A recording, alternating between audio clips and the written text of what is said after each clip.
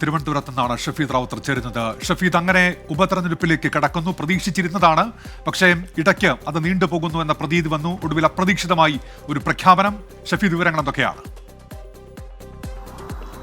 ഉന്മേഷ, ഈ പഹൽഗ്രാം ഭീകരാക്രമണത്തിന്റെ പശ്ചാത്തലത്തിലായിരുന്നു അനിശ്ചിതത്വം ഈ ഉപതെരഞ്ഞെടുപ്പുമായി ബന്ധപ്പെട്ട് ഉണ്ടായിരുന്നത്. മാത്രവുമല്ല, അത് എന്ത് നടക്കുമെന്നുള്ള കാര്യത്തിൽ ധാരണയുണ്ടായിരുന്നില്ല. പക്ഷേ സംസ്ഥാന തെരഞ്ഞെടുപ്പ് സംവിധാനങ്ങളെല്ലാം ഇതിനോടകം തന്നെ പ്രവർത്തനമായി ഏത് നിമിഷവും തെരഞ്ഞെടുപ്പ് പ്രഖ്യാപനം ഉണ്ടാകും എന്നുള്ളൊരു പ്രതീക്ഷയിലായിരുന്നു. അതിനിടെയാണ് ഇന്ന് വളരെ അപ്രതീക്ഷിതമായി കേന്ദ്ര തെരഞ്ഞെടുപ്പ് കമ്മീഷൻ ഇതുമായി ബന്ധപ്പെട്ട തീരുമാനം അറിയിച്ചിട്ടുള്ളത്. ജൂൺ 19 നിലമ്പൂർ ഉപതെരഞ്ഞെടുപ്പ് അടക്കം രാജ്യത്തെ മറ്റു ചില സംസ്ഥാനങ്ങളിൽ കൂടി ഉപതെരഞ്ഞെടുപ്പ് നടക്കും എന്നുള്ള തീരുമാനം വന്നത് രാവിലെ 9:30 ശേഷമാണ് എന്നുള്ളതാണ് ഏറ്റവും ശ്രദ്ധേയമായിട്ടുള്ള കാര്യം. നമുക്കറിയാം ഉന്മേഷ്, കേരളത്തെ സംബന്ധിച്ചിടത്തോളം വരാനിരിക്കുന്ന തദ്ദേശ തെരഞ്ഞെടുപ്പ്, നിയമസഭാ തെരഞ്ഞെടുപ്പ്, അതിനൊക്കെ മുന്നോടിയായിട്ടുള്ള ഒരു ട്രയൽ, അതല്ലെങ്കിൽ ആ രാഷ്ട്രീയ ആകാംക്ഷകളുടെ ഒക്കെ ഒരു തുടക്കം എന്ന രീതിയിൽ നമുക്ക് ഈ ഉപതെരഞ്ഞെടുപ്പിനെ കാണാൻ സാധിക്കും എന്നുള്ളത് ഏറ്റവും പ്രധാനപ്പെട്ട കാര്യം. ഇടത് സ്വതന്ത്രനായി മത്സരിച്ച PV അൻവർ രാജിവെച്ചതോടെയാണ് തെരഞ്ഞെടുപ്പിന് കളമൊരുങ്ങിയത്. ഉപതെരഞ്ഞെടുപ്പിനോടനുബന്ധിച്ച് മലപ്പുറം ജില്ലയിൽ മാതൃകാ പെരുമാറ്റച്ചട്ടം നിലവിൽ വന്നിട്ടുണ്ട്. ഗുജറാത്തിലെ കടി, അതേപോലെ വിസാവദർ മണ്ഡലങ്ങളിലേക്കും പഞ്ചാബിലെ വെസ്റ്റ് ലുധിയാന, ബംഗാളിലെ കാളിഗഞ്ച് എന്നീ മണ്ഡലങ്ങളിലേക്കും ജൂൺ 19 ഉപതെരഞ്ഞെടുപ്പ് നടക്കും എന്നുള്ളതാണ് നിലവിൽ ഇപ്പോൾ ഇന്ന് പുറത്തു വന്നിരിക്കുന്ന വിവരം. രാജ്യത്താകെ 5 മണ്ഡലങ്ങളിലേക്കാണ് ഉപതെരഞ്ഞെടുപ്പ്.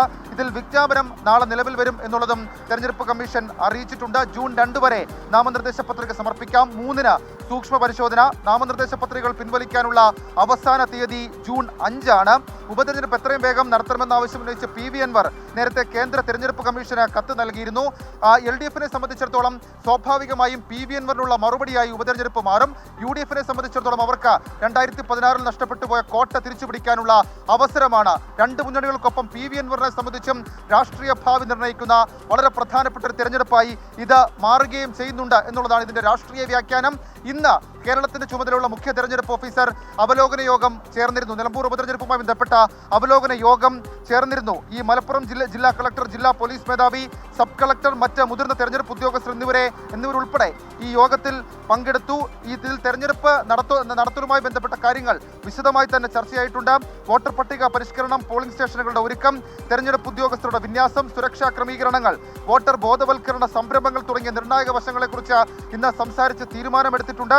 സമാധാനപരമായ പോളിംഗ് ഉറപ്പാക്കുന്നതിന് എല്ലാവിധത്തിലുള്ള നീക്കങ്ങളും നടത്തണമെന്ന് മുഖ്യ തെരഞ്ഞെടുപ്പ് ഓഫീസർ നിർദ്ദേശം നൽകിയിട്ടുണ്ട്. പ്രശ്ന സാധ്യതയുള്ള സ്ഥലങ്ങളെക്കുറിച്ച് കൂടുതൽ വിശദമായ പഠനം നടത്തി റിപ്പോർട്ടും മുഖ്യ തെരഞ്ഞെടുപ്പ് ഓഫീസർ സമർപ്പിക്കാൻ നിർദ്ദേശം നൽകിയിട്ടുണ്ട്. ഏതായാലും രാഷ്ട്രീയമായും വലിയ പ്രാധാന്യമുള്ള ഒരു തെരഞ്ഞെടുപ്പ് അതെന്ന് എന്നുള്ള തീരുമാനം ഇന്ന് നമ്മൾ അറിഞ്ഞു. ഇനി നാളത്തോടുകൂടി സ്ഥാനാർത്ഥികൾ ആരൊക്കെ എന്നുള്ള കാര്യത്തിൽ തീരുമാനമുണ്ടാകും. UDF-നെ സംബന്ധിച്ച് UDF നാളെ വൈകുന്നേരത്തിന് മുൻപ് സ്ഥാനാർത്ഥി പ്രഖ്യാപനം നടത്തും എന്നുള്ള വിവരം ഇപ്പോൾ പുറത്തു വരുന്നുണ്ട്.